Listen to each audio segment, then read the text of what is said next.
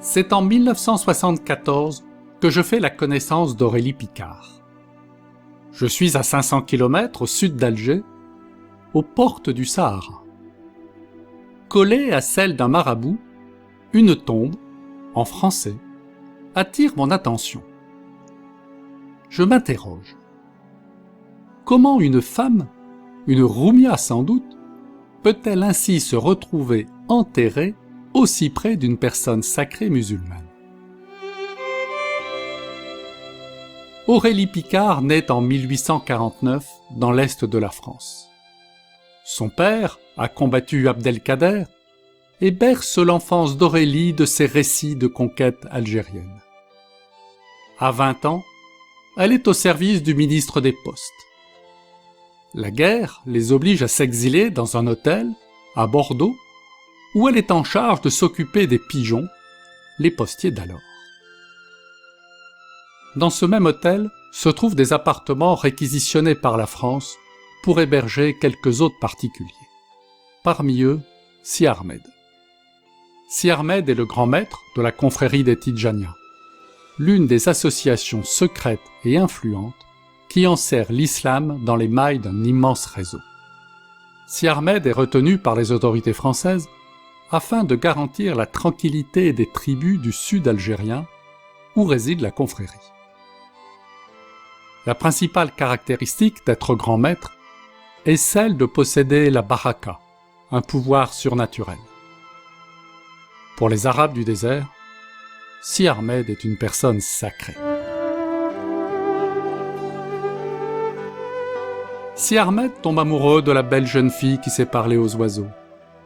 Et Aurélie n'est pas insensible à ce prince de 20 ans, aux fastueux vêtements et aux manières nobles. Les parents d'Aurélie acceptent le mariage qui se fait à Alger. C'est le fondateur même des Pères Blancs, Monseigneur Lavigerie, qui bénit l'union du prince arabe de la jeune française dans la cathédrale d'Alger. Nous sommes en 1871.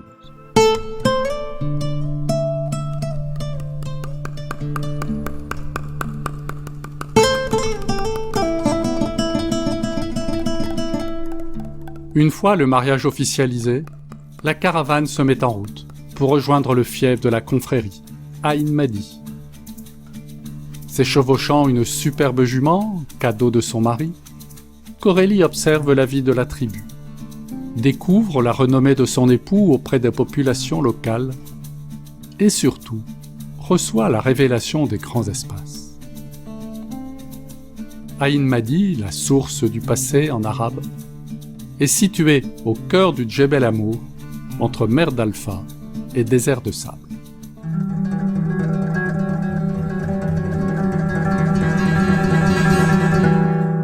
À son arrivée, Aurélie découvre une pieuse cité sale et inconfortable. Très vite, elle s'impose comme unique épouse. Elle fait venir d'Alger des médicaments, et comme les remèdes de la femme du cheikh guérissent, les populations locales pensent, qu'elle aussi, à la baraka. Elle crée une école et obtient des autorités françaises l'arrivée d'un instituteur. Les Tidjanias se prennent d'affection pour celle qu'ils appellent Lala Yamina, en hommage à la femme que le prophète emmena à la Mecque plus de 1000 années auparavant.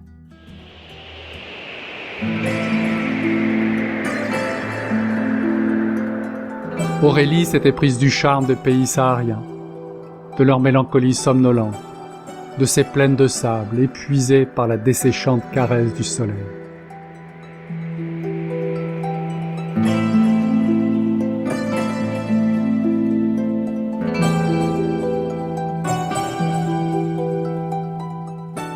Surtout, elle fait preuve de bonté sans faille pour ces gens au milieu desquels le destin l'a jetée.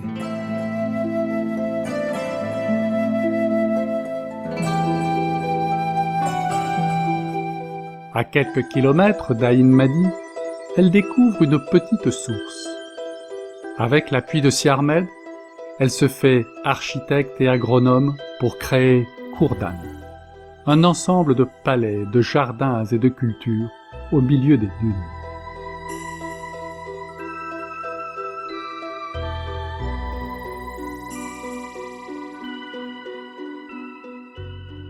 En 1887, après 16 années passées dans l'inconfortable maison d'Aïn Madi, elle s'installe dans un somptueux logis.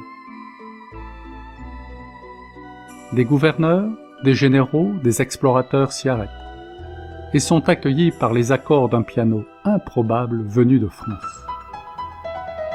Elle y accueille à plusieurs reprises un certain Charles de Foucault, avec qui elle a en commun ce refus d'une vie banale.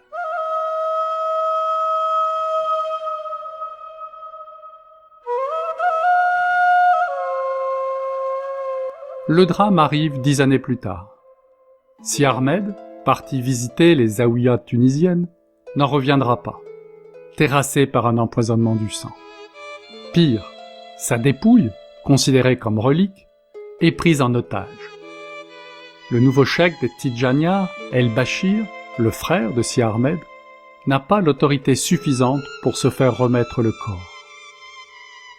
Aurélie obtient de la France un détachement militaire qui ramène le corps de son mari à Aïn Madi.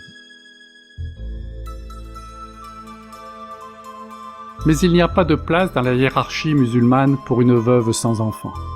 Elle doit s'exiler à Alger et abandonner son cher Kourdan.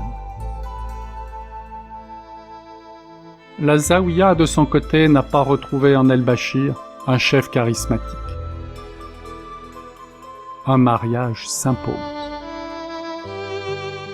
En 1899, Aurélie, qui a 50 ans, accepte d'épouser El Bachir. Elle a pleine conscience de son influence et une nouvelle période brillante s'ouvre à Kourdan. En 20 ans, Aurélie arrachera au désert près de 1000 hectares de cultures et de bâtiments, y implantant les premières écoles pour l'instruction des filles et des dispensaires.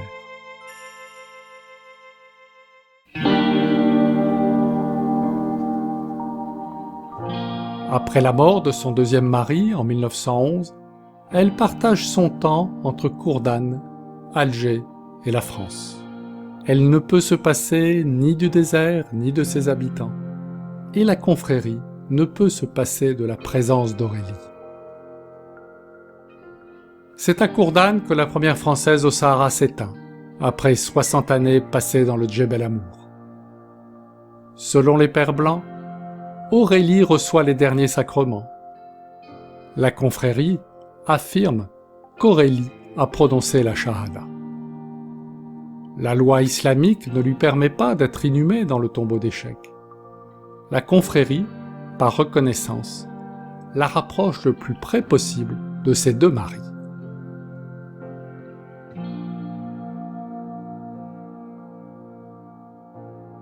Kourdan est aujourd'hui en ruine.